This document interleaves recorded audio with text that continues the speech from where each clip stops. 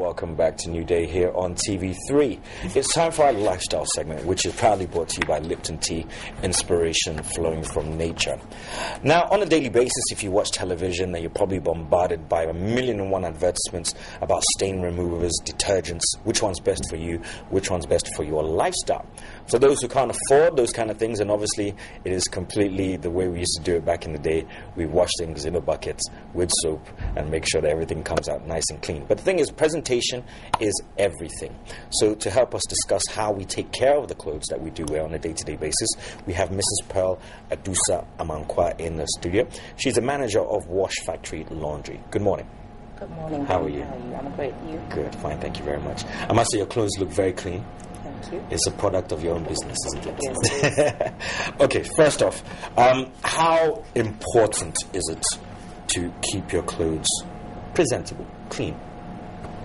Yes, it's very important to keep your clothes clean, presentable, fresh, and clean enough, fresh enough to get you through the day, because it's important, as we just learned, to have a good image of yourself. And if you have clean clothes, that of course helps you to, feel good about yourself. Indeed.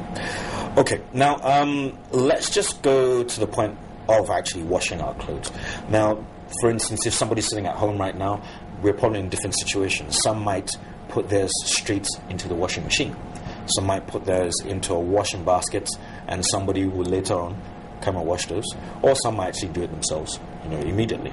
So when we do have our pile of washing, or we do have clothes that need to be washed, what's the first thing that we should be doing?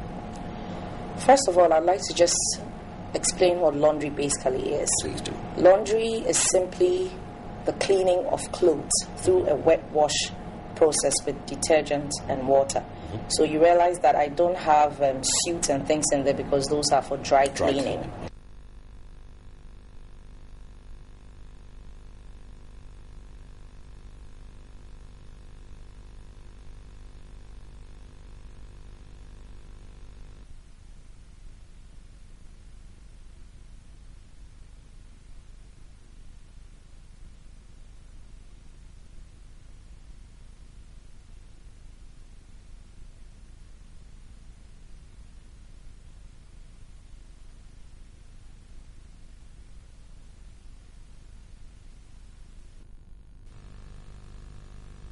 Okay. Some things get really dirty, like your gym clothes or something. Those are really dirty. Your clothes you use outside and all that. You sort also by colors. If you put dark colors with bright colors, like your shirt, you could have darker colors running into the brighter colors. Exactly. So you sort by the soil level. You sort by also the delicateness of the clothes. You wouldn't want to wash the material itself. Also, you wouldn't want to wash underwear, linens, laces that are really delicate, can get torn. You wouldn't want to wash those with heavy-duty clothing. Right. And also, most importantly, the care label. All the clothing, especially what we buy from shops, or what we would call ready-made clothes, those come with care labels, and they have instructions as to how you should care for the garments. Unlike what we make down here, say, for example, what a seamstress would sew, you wouldn't have a care label on that. That's right. But you can tell from the fabric how to take care of. For example, if you have a wax print that has a shiny or sheeny thing to it, it could melt off or, fade or run or something when you wash that. Yes. So you need to find out from an expert how to, go about, if you cannot afford to have it done by a laundry. Okay. All right. Now, when it comes to stains, obviously you said first we have to check on the soil level, which is dirtiest. Now, there are different types of stains, obviously, and with different types of stains comes different types of stain removal. There are traditional methods, and there are the more conventional detergent stain removers that you can buy over the shelf. Give us a brief, how do we actually go about removing certain stains? Let's take a couple of examples that happen in our day-to-day lives, like soup. That's one that happens almost every day. Sand, like the red-colored sand from the streets and all the rest of it. So let's take those two as examples. How do we get rid of those stains? Okay. First of all, we need to understand that stain removal is a whole course on its own. We definitely can exhaust it here and now. That's why I said don't leave it. But you need to know what kind of stain you are dealing with. And the basic fundamental principle about stain removal is that whatever, substance gets into a garment, that it's not a dye, so it's not deliberate that you put the substance in it. You need to rinse it out with water as soon as that happens. Or if it's oil, so you would come to chemical stains, organic stains, so on and so forth. But if it's oil, then you need the correct substance to take it out.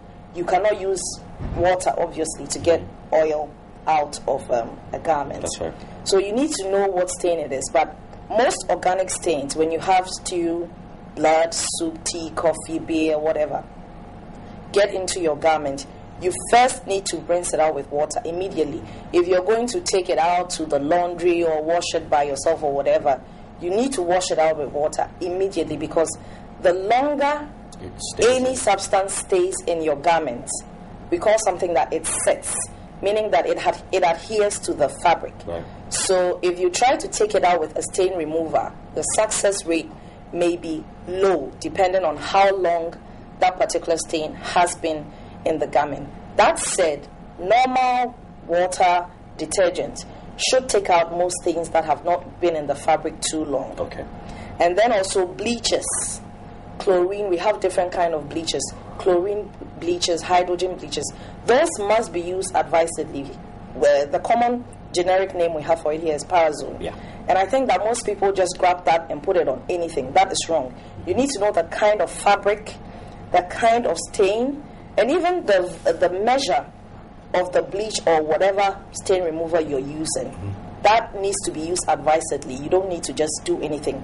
You can harm yourself or you can destroy the garment. Right. Yeah, so it's a whole lot. Okay. Now, when the normal person is going out there and looking for detergents, they're looking for stain removers, what are the things they should be, or what would you advise them to look for? I would advise, first of all, you need to look at your situation. Are you laundering your clothes with a washing machine, or you are hand washing them? Because there's detergents for hand washing and there's detergents for machine wash. Okay. And it's important that you select the appropriate detergent for whatever method of washing you're using. Mm-hmm. Because with the hand washing detergents, they are designed for hands.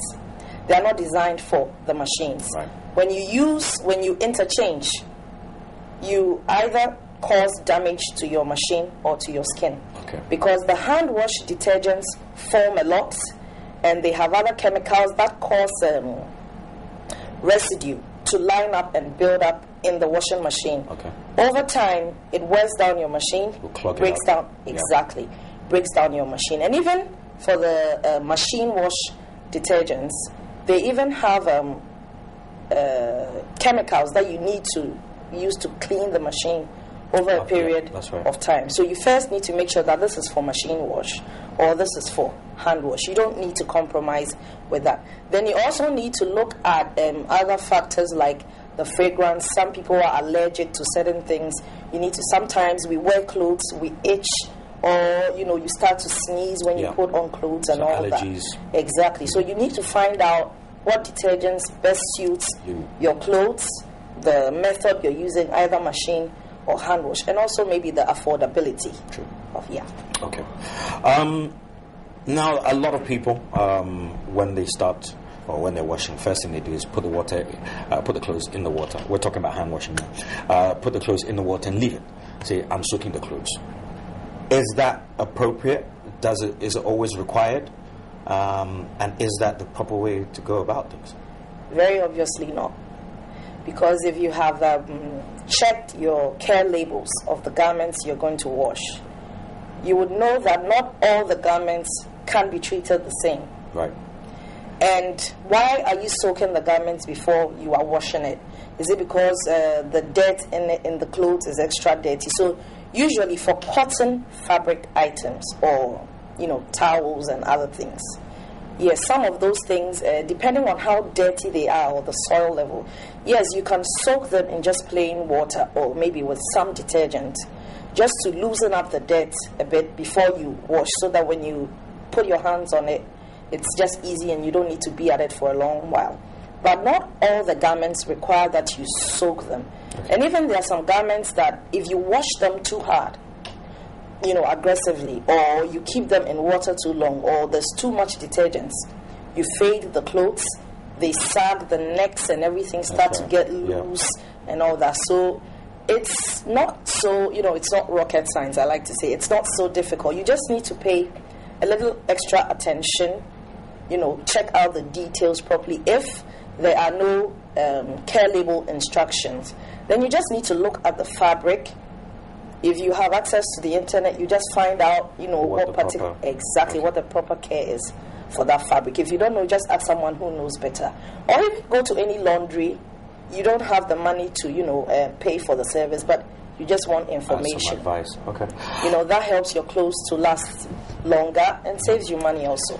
You were talking about fabrics just now, and there's certain instances whereby people go to the market, they buy material or fabric, they have something sewn or they bought it off, the rack, and they have certain scents to the material.